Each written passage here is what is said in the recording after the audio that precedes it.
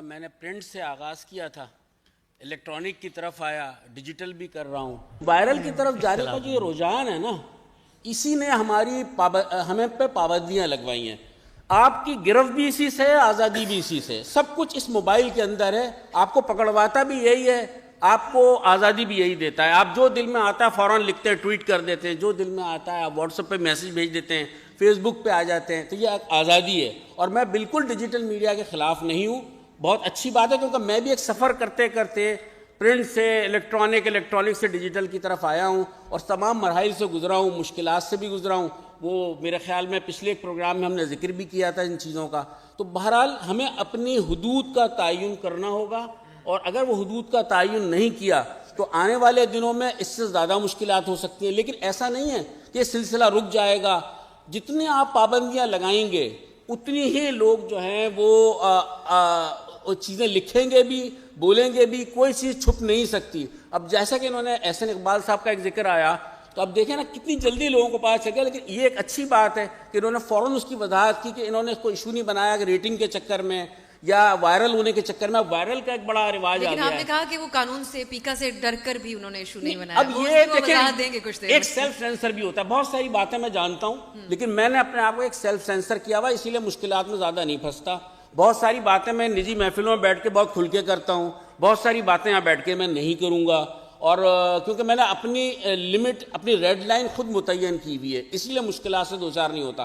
ورنہ میں آپ کو ایک بات اور بتا دوں ڈیجیٹل میڈیا کی، کہ کچھ چیزیں میں نے لکھنا شروع، کچھ خرابیاں بھی ہیں، کچھ اچھائیاں بھی ہیں۔ جو موجودہ صورتحال 80 کی دہائی سے 80 اور 90 بہت پرآشوب دور تھا اس شہر کا، اس کے بارے میں بہت ساری کہانیاں ڈیجیٹل میڈیا پہ آپ لوگ دیکھ رہے ہوں گے، بہت ساری جگہ فالوئنگ بھی ہے، بہت ساری چیزیں۔ میں یہ کہہ سکتا ہوں اس میں کہ 80% یا میں کہہ سکتا 75% جو آ رہا ہے وہ فکشن ہے، جو سچ نہیں ہے۔ لیکن کیا ہے کہ آپ کی ریٹنگ بھی اسی پہ آتی ہے، اس کی فالوئنگ بھی اسی پہ آتی ہے، ملینز میں ہوتی ہے ان چیزوں کی فالوئنگ۔ اور بہت سارے ایسے واقعات کو جو ڈیجیٹل میڈیا پہ میں دیکھتا ہوں، اور مجھے خود پرسنلی معلوم ہے کہ وہ جھوٹ ہے، غلط ہے، لیکن وہ سب کچھ چل رہا ہے، اور دھریندر فلم جو ہے اس کی مثال آپ کے سامنے ہے۔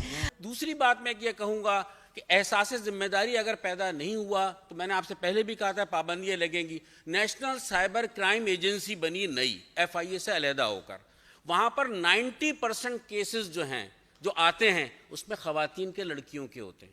وہ کیوں ہوتے ہیں اس کی وجوہات بہت سارے لوگ جانتے ہوں گے کہ کیا وجہ ہے، کیوں نہیں ہے، کتنے لوگ مشکلات میں گھرے ہوئے ہیں ان تمام چیزوں سے۔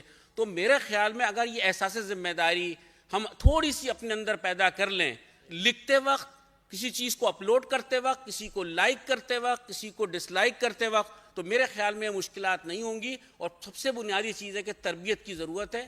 فیکٹ چیک کی جو بات ہوتی ہے وہ بین الاقوامی نشریاتی اداروں میں تب اس کا طریقہ کار شروع کیا گیا ہے، اور باقاعدہ ٹریننگ کروائی گئی ہے، کس طریقے سے آپ اس خبر کو چیک کریں، کس طریقے سے اس کو اپلوڈ کریں، کیا کریں، یہ ساری چیزیں وہاں پر پیرامیٹرز ہیں۔ لیکن جس میڈیا کا اویس توحید ذکر کر رہے ہیں، جس کا میڈیا کا ذکر وسعت صاحب نے کیا، میرے خیال میں اس لوکل میڈیا کو اس کو اویئر ہونا چاہیے۔ لوکل میڈیا کو بھی اپنے لوگوں کو جو بھی بچ گئے، جو برسر روزگار ہیں اس وقت بھی ٹی وی چینلز میں، میرے خیال میں ان کی ہی تربیت کروا دیں، پتہ نہیں وہ لوگ کب فارغ ہو جائیں۔